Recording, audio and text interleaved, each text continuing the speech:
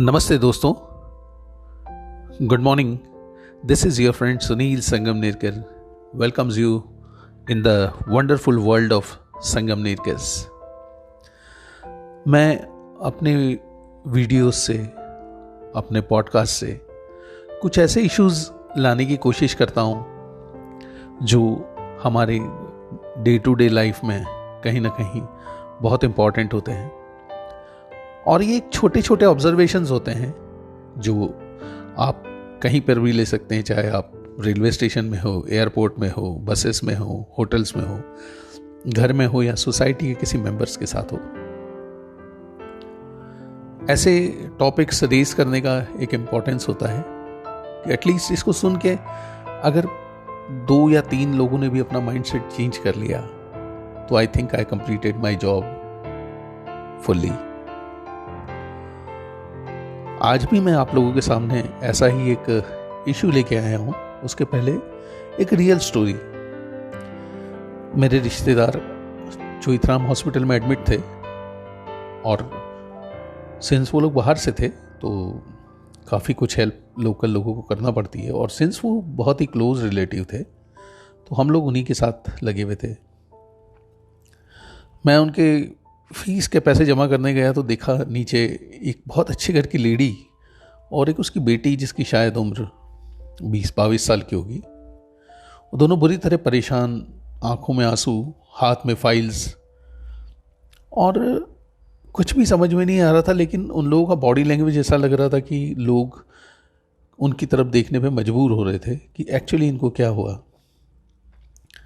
वो लोग कभी रिसेप्शन पे बैठते, कभी बाहर जाके खड़े होते, कभी मोबाइल पे किसी से बात करते हैं, कभी एक दूसरे को लिपट के रोने लगते।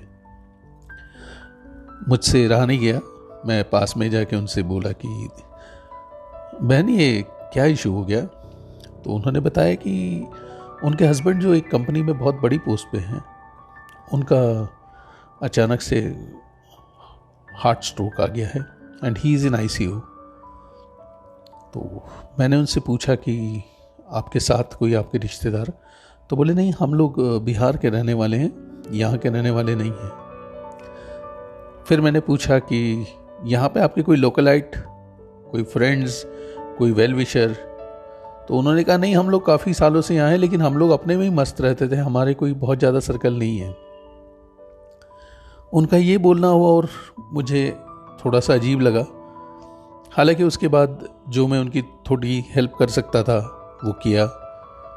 बाद में उनके रिश्तेदार भी आए, उनकी तबीयत कैसी रही उसके बारे में बहुत ज़्यादा मुझे नहीं पता, लेकिन वो एक अनुत्तरित सवाल छोड़ के गया मेरे सामने। आजकल हम लोगों ने अपने परिवार को इतना छोटा कर लिया है जिसमें न तो हमारे क्लोज रिलेटिव्स के लिए जगह है, ना हमारी समाज के लिए जगह, ना हमारे मोहल्ले के लिए जगह, ना हमारे दोस्तों के लिए जगह है। हम लोग हमेशा सोचते हैं कि हम अपने बच्चों के साथ, अपनी वाइफ के साथ बहुत खुश हैं, बहुत आनंद से हैं, और हमको ऐसे सच बाहर वालों की कोई ज़रूरत नहीं है।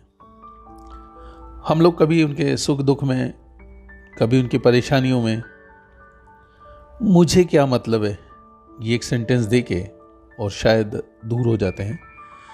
लेकिन साथ में हम लोग भूल जाते हैं कि इस तरह की परेशानियां किसी के साथ भी, कभी भी, कहीं पर भी आ सकती हैं। कुछ पॉइंट्स इस घटना से। पहली चीज़ तो, चाहे हम लोग हमारे शहर में रहें या दूसरे शहर में रहें, हमारा एक अपना सर्कल होना चाहिए। अगर आप अपने सर्कल में पार्टीज़ में नहीं जा सकते, बर्थडेज़ में नहीं जा सकते हैं, शादियों में नहीं जा सकते अपने काम की वजह से, लेकिन कोशिश कीजिए अगर किसी के घर में कोई तकलीफ़ हो तो आप अपना सारा काम छोड़ के उसके साथ ज़रूर जाएं। उसके दुख भरे समय में, उसकी बीमारी में, उसके यहाँ इमरजेंसी में आप अगर जाएंगे तो यकीन मानिए ना सिर्फ वो परिवार आपका मित्र रहेगा, पर अगर आपके परिवार पे कभी कोई विपत्ति भगवान ना करे आए तो वो सबसे पहले दौड़ के आपके पास आएगा, चाहे वो आपका मित्र हो या ना हो। दूसरा टेकअवेज, अपनी फैमिली में अपनी वाइफ, अपने बच्चों को हमेशा इतना कॉन्फिडेंट बनाइए उनको हमेशा एडवर्स टाइम के बारे में डिस्कस करते रहिए। हम लोग अपने बच्चों को हमेशा बच्चा समझ के या वाइफ को घर में रहने की आदत डाल के सारा काम खुद करने का प्लान करते हैं, कोशिश करते हैं कि उन लोगों को तकलीफ ना हो, उनको कंफर्ट जोन में रखते हैं। लेकिन आप मानिए कि परिवार के हर सदस्य को दुनिया की हर अच्छाई बुराई, दुनिया के हर तकलीफें, हर खुशी, सभी चीज़ों के बारे में मालूम होना बहुत ज़रूरी है। खासकर आपके यंग बच्चों को, उनको हॉस्पिटल क्या है, गवर्नमेंट डिपार्टमेंट्स क्या हैं, और भी लीगल चीज़ें क्या हैं, आपके इन्वेस्टमेंट्स क्या हैं, आपका काम क्या है, आप किस टाइप से करते हैं, वो हमेशा डिस्कस करते रहिए, ताकि एटलीस्ट आपके एब्सेंस में या आपको अगर कोई तकलीफ हो तो घर में कोई ना कोई मेंबर हो, घर में पूरा परिवार हो जिसको सारी चीज़ों के बारे में अपडेटेड नॉलेज हो। आप सोचिए कि हमारी तकलीफ़ों को हम कम नहीं कर सकते हैं।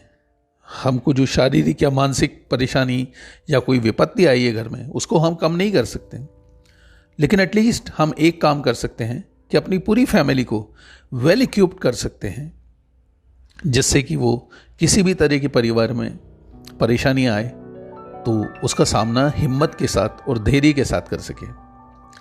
हम अक्सर अपने बिजनेस में, अपने प्रोफेशन में क्राइसिस मैनेजमेंट पढ़ते हैं। ये क्राइसिस मैनेजमेंट ना सिर्फ आपके ऑफिस में, आपके देश में, आपके समाज में इम्पॉर्टेंट है, बट सबसे ज़्यादा इम्पॉर्टेंट ये आपके घर में भी है। कि खुशी के मौके पे हम सबको मालूम है कि शादी में जाना है तो अच्छे कपड़े पहन के जाना है, प्लान करके जाना है, रिजर्वेशन करके जाना है। लेकिन अगर परिवार में क्राइसिस आया तो उस केस में हम लोगों को उसको कैसे हैंडल करना, ये ट्रेनिंग, ये डिस्कशन और ये तालीम परिवार के हर सदस्य के लिए बहुत ज़रूरी है। मित्रों, इसको थोड़ा सा कंसंट्रेट करना, अपनी बिजी लाइफ से 2 मिनट निकाल के इस पे सोचना, शायद आपको कोई अच्छा डायमेंशंस मिल जाए। Thank you so much. आपका दिन शुभ हो। Good morning and take very good care of yourself. Thank you.